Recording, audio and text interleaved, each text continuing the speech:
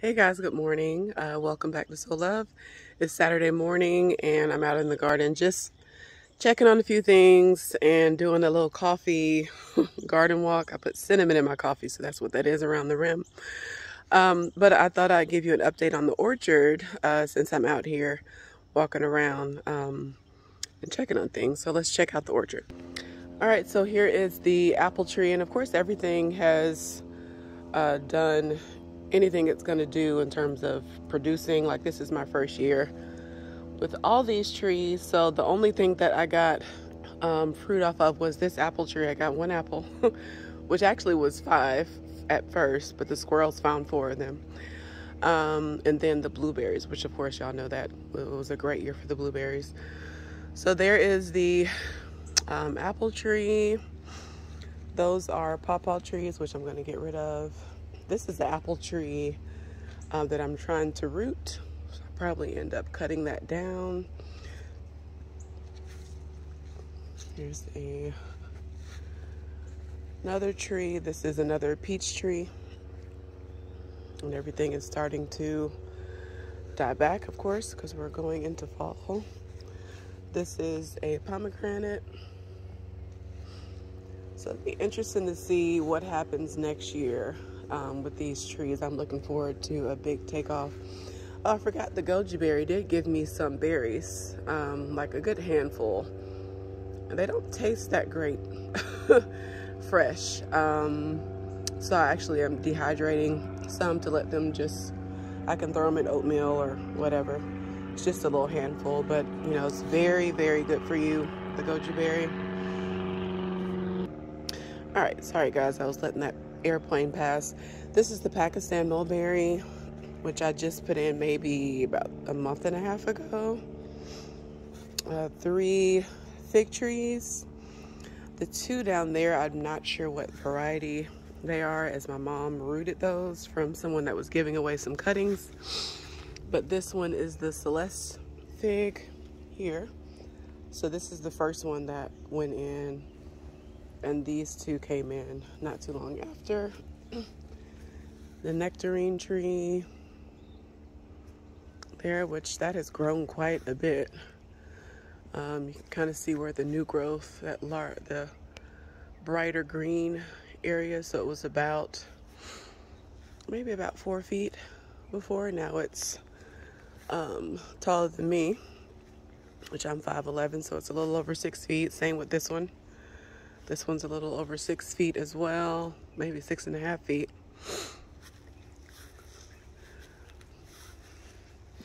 Oh, I'm sorry, that is another peach tree, by the way.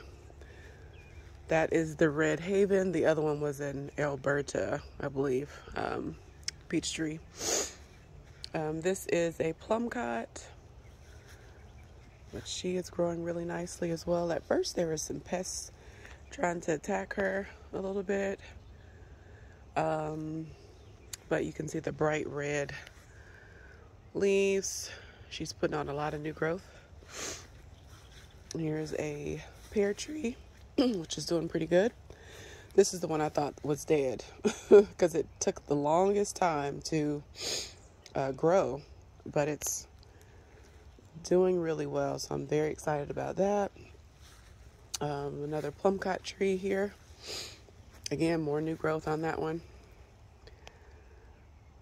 So that over there, y'all, is a volunteer. I put in these echinacea plants, and there's another volunteer I see.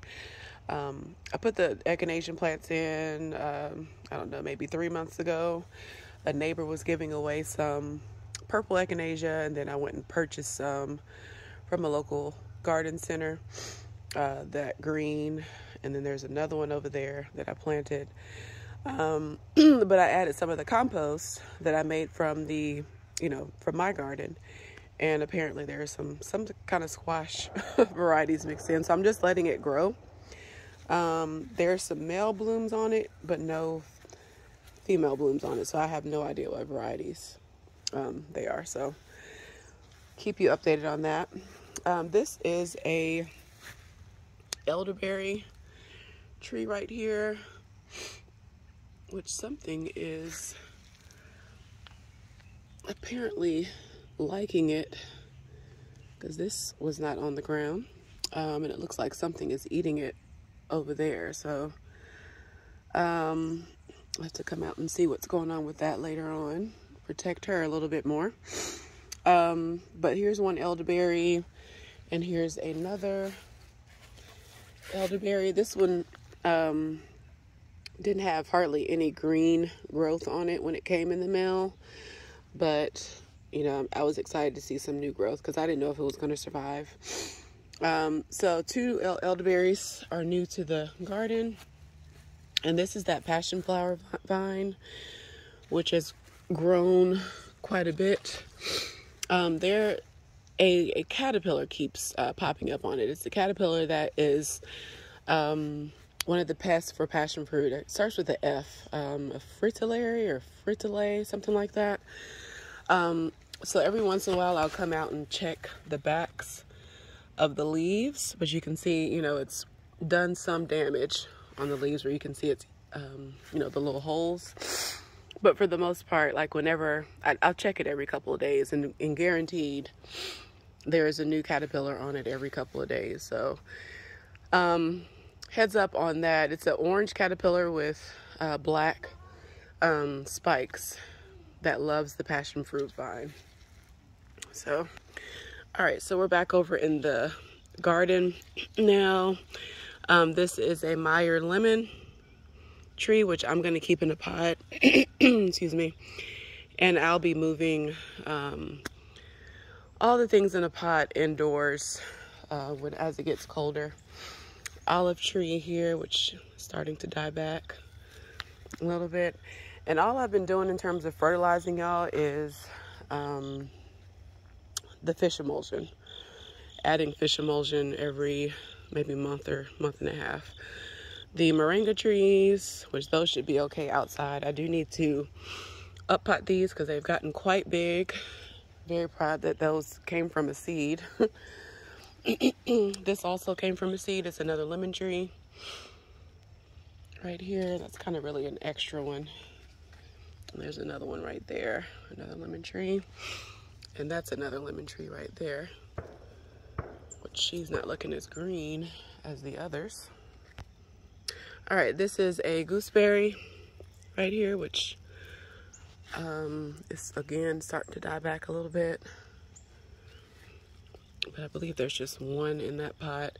These have some thorns on them, which really hurt. So I've been trying to be careful reaching around and touching that gooseberry. All right, the dragon fruit, which I've kind of just let go wild. Because I don't think, like y'all remember, if you remember, I had cut off some of the side growth, but it just kept wanting to grow back. So I'll probably end up removing these at some point, sticking them in some water and letting them grow. But I know I need to move this inside as it gets colder because it's not going to survive the winter. So I'm kind of trying to think about the best way to do that. I guess I'll end up cutting off all the side growth and then just moving the pot indoors. That's likely what I'm going to do. All right, this is the pineapple plant, which apparently snails are loving right now. It looks like they're actually going for the blooms that came off. So this, of course, I started from a pineapple I think my mom gave me. She had purchased an organic pineapple. This was now 2-3 years ago, maybe. Stuck it in some water, allowed the roots to form, and then I just stuck it in some dirt. This year she got an up pot, and she has possibly doubled in size this year. She's looking really, really good. So we'll see, you know, what happens if I get a pineapple or not. I do like how the pineapple plant looks. And this, of course, will be another one that I'll need to move indoors. This is a toothpick plant, y'all, which I need to harvest some seeds off of, apparently, because they are dropping to the ground. But I'll do that later on today. All right, here is the banana tree, which I've been cutting off these yellow the yellow foliage, which you can see I did some down there. I'll do this one later on. But this thing has probably grown 4 times as big as when I first bought it. It was just a little bitty thing. And it'll stay in this big pot. I'm pretty sure it will survive the winter outside. I do plan on taking some cuttings of this purple sweet potato leaf to take inside and hopefully survive, or allow to grow over the winter so I can use it again, because I really, y'all know my favorite color is purple. So this kind of purpley, especially like with as it's dying off with the orange kind of haze, is giving me so much life right now. So I'll collect some cuttings of that, put it in some water.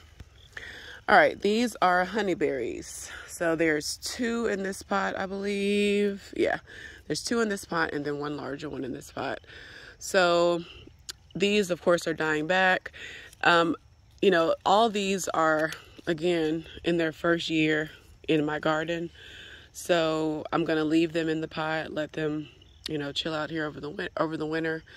And we'll see what happens next year if I get any fruit or not. It'll be exciting if I do. I'm very curious to taste the fruit. They say it tastes very similar to a blueberry.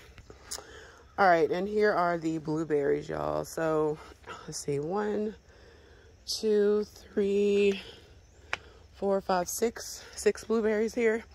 I think I'm gonna add maybe 3 or 4 more blueberries back here in the spring. And if I find some that are on sale over the fall, I may do it during the fall. But definitely want to expand this blueberry area for next garden season. Excuse all my weeds, y'all. I really need to do some weeding. But here's a blackberry that I purchased. These are raspberries, which are looking pretty good. There's some things I need to remove. That weed right there. But for the most part, that will do fine over the winter. And then the grapes here, which I can actually remove, of course, the bird netting now because there's no fruit on them. We did end up harvesting 2 really small bunches off of the grapes. They were really, really sweet, but the seed was really, really big in them. So I'm looking forward to hopefully a bigger, juicier strawberry for next season. All right, and this is the last little update. This is the other dragon fruit that's growing out here. So this one, of course, is smaller than the other one. Remember, these I ended up cutting off. These were some of the side shoots. They never really grew. So I'm curious to see if there are any roots under there. But again, you know, I'll probably end up cutting off the little side shoots and taking those inside over the winter. All right, y'all, so that is the update on, and I call it an orchard, but you know, that's kind of me dreaming, right? But that's an update on the fruit trees and fruit bushes that are growing out in here. I'll keep you updated how they do over the winter when I do start moving them in, cutting off the dragon fruit and transplanting that and rooting it. So there'll be a lot of videos to come over the fall and winter. Definitely looking forward to doing some seed saving videos because I have so many seeds to collect. And I'll show you my seed table, which right now is covered with things drying out and, you know, envelopes and all that kind of stuff. So look forward to more videos. Thank you so much for being here. Thank you for your support. And I'll see you in the next video. Bye, you guys.